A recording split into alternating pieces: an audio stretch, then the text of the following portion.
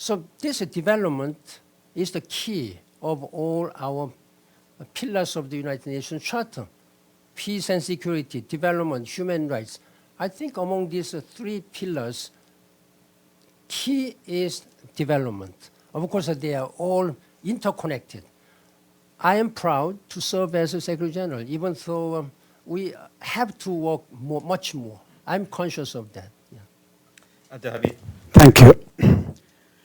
Mr. Secretary General, the United Nations stands for international law, human dignity, human rights, and development.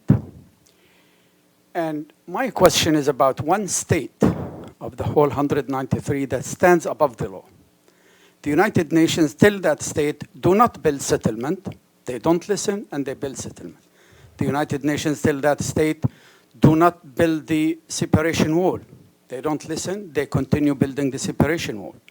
The United Nations tell them, join NPT. They don't join NPT.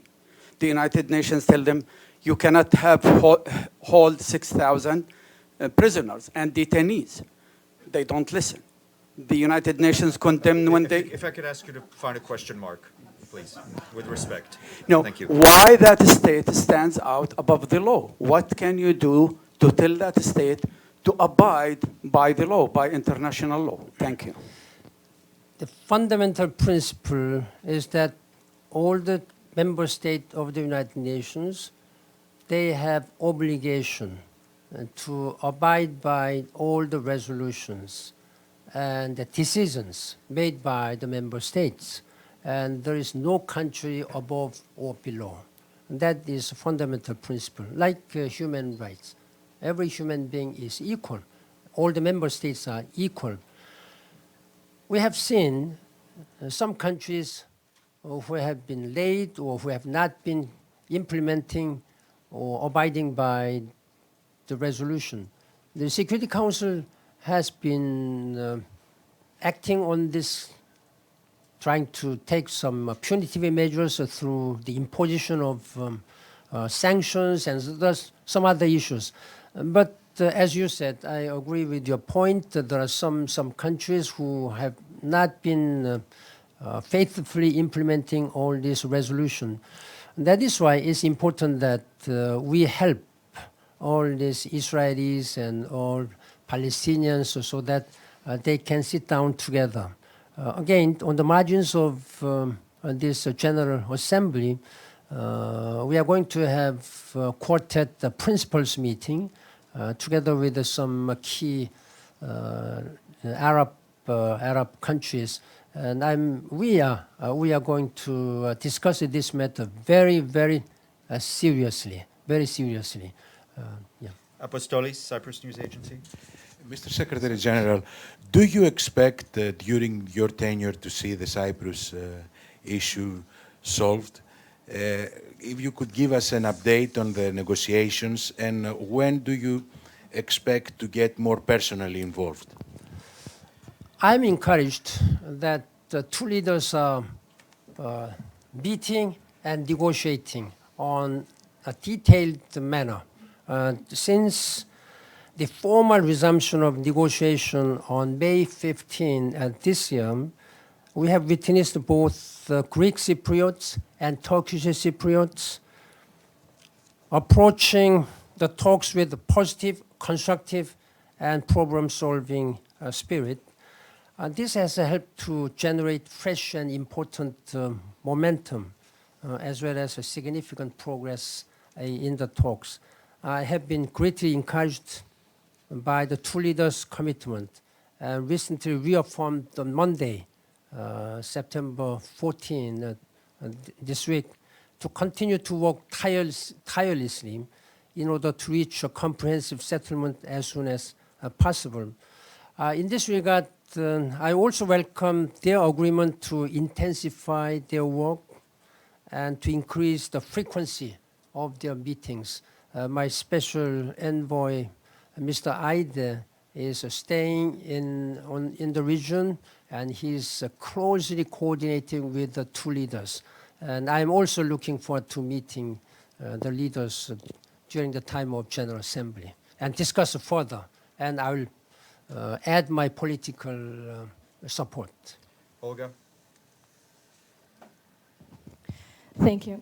Secretary General, during this session of General Assembly, as you mentioned, you are calling for a meeting on refugee crisis and also on the Middle East Quartet. But will you also try to organize any side events to bring together, for example, Presidents Obama and Putin or Presidents Putin and Poroshenko during their visit to G8?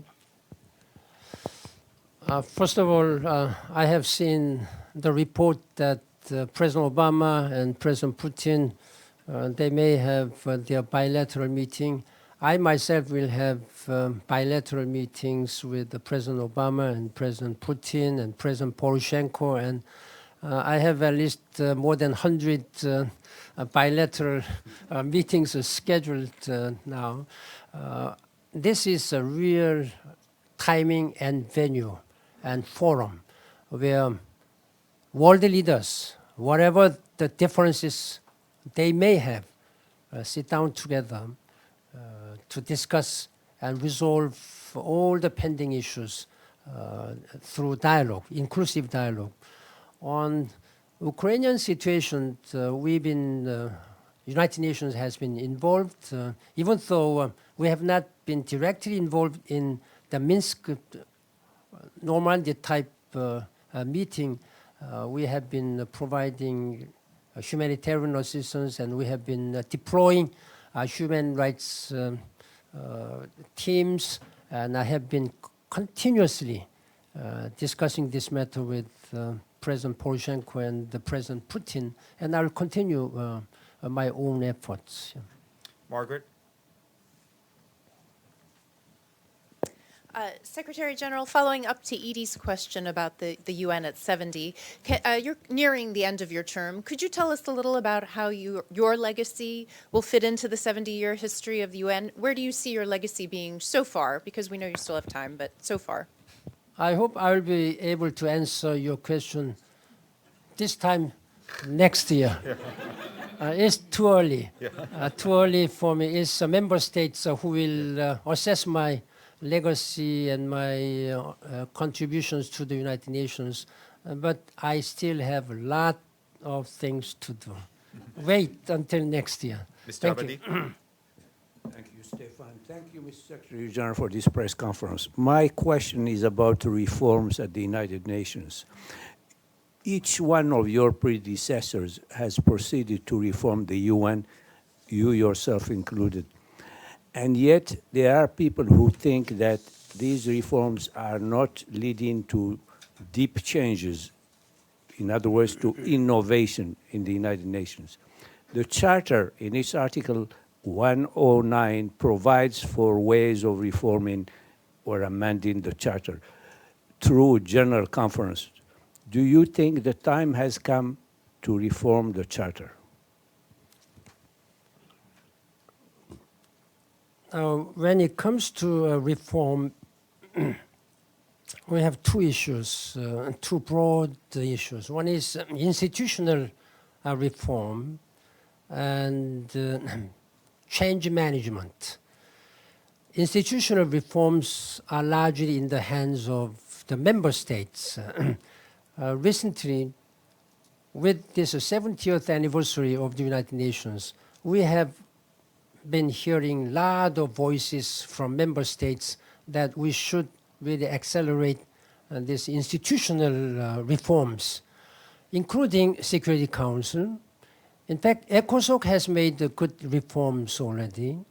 Then strengthening or revitalizing the General Assembly. On these two issues, I think member states have made some progress at this time. In terms of revitalizing the General Assembly, recently they have adopted a resolution, particularly in making General Assemblies and selecting and appointing the Secretary General process a more transparent and more representative way. And on Security Council reform, I think I have always favored expanding the Security Council in order to make it more broadly representative and democratic and transparent.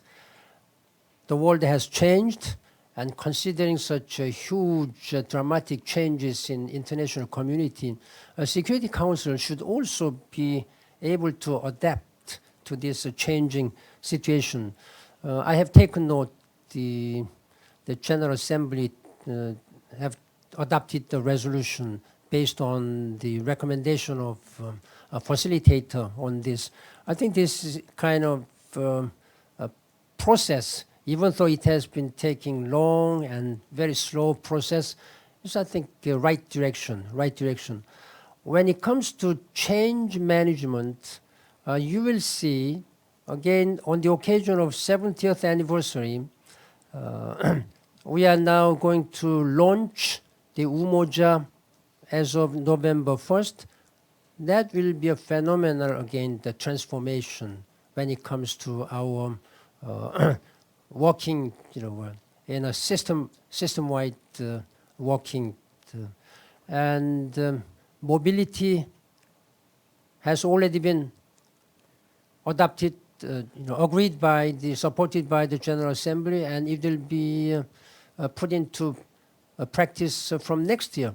So we are making a lot of changes in terms of efficiencies and accountability, transparencies of change management of the United Nations. Yeah. Go. Thank you, Mr. Secretary General. There have been some criticism to your visit to A little louder, please. Sorry. Louder. Yeah. There have been some criticism to your visit to Beijing, especially for attending the military parade there, that this could be against the UN neutrality or impartiality. How do you respond to that? I have seen some reports coming from Japan. Now, you know my position, therefore, I do not see the need to further comment on what I consider inappropriate statements. Thank you. I'm sorry, we'll give more opportunities later during the GA. Thank you very much. Thank you. Thank you.